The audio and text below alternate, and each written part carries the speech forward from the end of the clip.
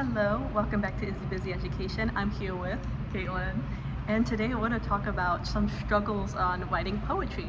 More particularly, what's it like trying to get feedback for a poem and people automatically assume that you are the speaker of the poem. Caitlin, take it away for us. Yeah, we were just talking about this actually off video.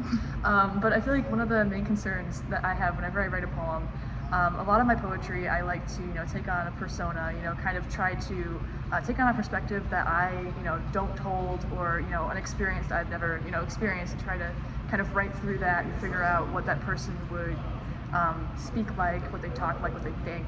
And that's a really fun exercise, really good exercise. Like, I totally recommend. But it's really awkward when people assume that you're automatically the speaker, because that's not always the case in poetry.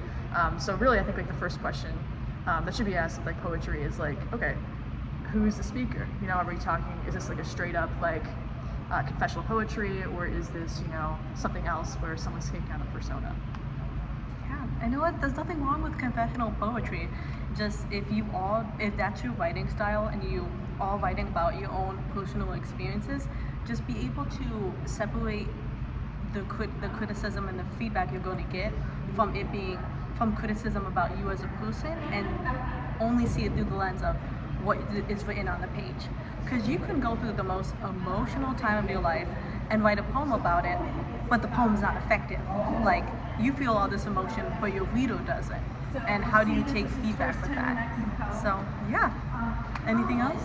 That's all I got. Yeah, keep writing, try different personas, pretend you're a guy and you work at an oil factory and write about that. But yeah, that's another video.